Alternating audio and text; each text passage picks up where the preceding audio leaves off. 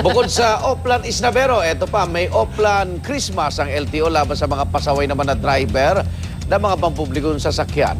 Laki po ng ahensya na mapanagot ang mga tsuper na umaabuso lalo na ngayon magpapasko.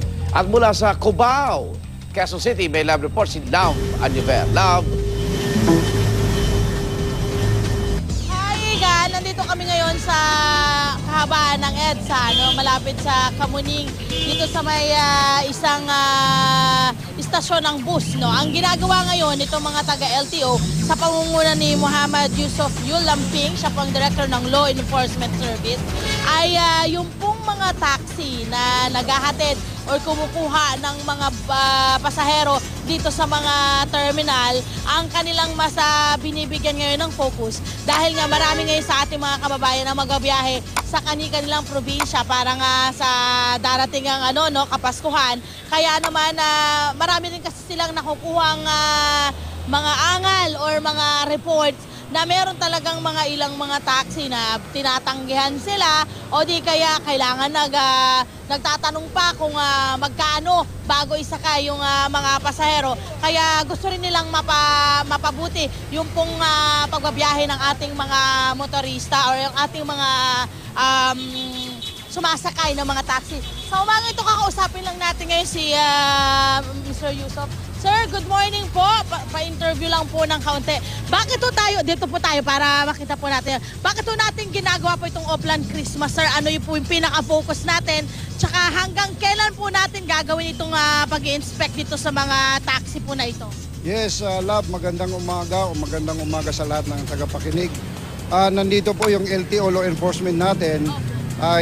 Nandito po tayo ngayon sa may EDSA area, malapit lang sa Central Office and GMA 7 para po umalalay sa mga publiko, sa ating mga kababayan na iwasan po yung pangungontrata, yung pamimili ng pasahero.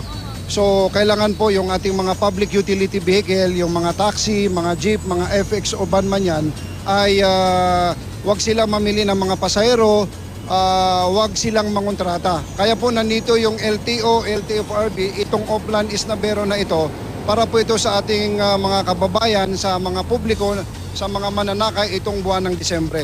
Napansin namin, sir, bukod dun sa parang pag-check dun sa mga tamang approach na mga driver, parang chine-check nyo na yung kanilang mga plate number or pati yung kanilang pag nagsusot ba sila ng seatbelt, yung mga ganun, pati. Yes, tama po yun, Lab. Marami tayong batas na pinapatupad. Ini-inspeksyon natin kung tama yung seatbelt, yung signal light, tail lights, yung headlights, yung brake lights. Lahat po natin tinitingnan yan para po sa seguridad ng ating mga kababayan. Para po we see to it na pag sumakay ka sa isang taxi na yan, public utility vehicle na yan ay nasa safety po kayo. Hanggang kailan po, sir, itong gagawin nating pag-i-inspeksyon itong ating mga taxi at yung mga FX natin at mga jeep natin dito po sa Metro Manila?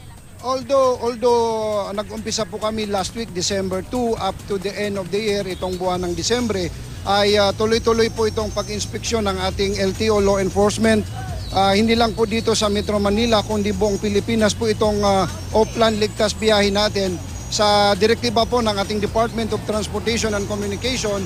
So kami po sa LTO Law Enforcement ay nangunguna itong pag-iikot sa iba't ibang malls and commercial area in Metro Manila. Correct ako, yan po ang problema, sir, kasi ngayon hindi lang dito sa mga stasyon, pagdating sa mga mall, yan din pinoproblema nila, yung namimili po ng ano po yung ating payo doon sa ating mga sumasakay or mga nagiging kliyente, kumbaga, nitong mga pasahero, nitong mga pampublikong sasakyan na ito? Apila po natin sa mga taxi drivers, sa mga operator ng taxi, sa lahat ng public utility vehicle transport operators na tayo po ay makipag-cooperate, makipag-ugnayan po sa LTO, DOTC and LTFRB para po maiwasan yung mga abiryang hindi maganda. So ano po yung pwedeng parang pinaka-number na pwedeng tawagan kung sakali merong pwede po sila tumawag sa LTFRB call and text number sa 0921-448-7777 or pwede sila tumawag sa LTFRB hotline number 459-2129. 459-2129. Okay, ayan. Naku, munti ka na tayo masagasaan. Ayan, sir, marami pong salamat, sir, ha? at hindi ko na kayo storbay dahil medyo marami pa ho kayong inaasikaso. Thank you. Ayan, Ivan, yung ating, or Igan, yung kanilang Oplan Christmas na ipinatutupad ngayong araw at aabot ka raw yan hanggang sa end of the month. Yun po yung gagawin nilang pag-check dito sa mga pampublikong sasakyan gaya ng taxi, jeep at mga AUV Express. Igan? Okay, ang problema naman dyan hindi yung sa ayaw magsakay. Ang problema, pinaiikli nila yung biyahe. Gusto nila makabalik agad, di ba? Kasi may prangkisa yan, so may ruta lang yan. So, yung ba, dapat yun ang tignan. Magkaiba yun sa taxi. Taxi umaayaw eh. Eto hindi, gusto nila magsakay. Pero, kinakat short yung biyahe.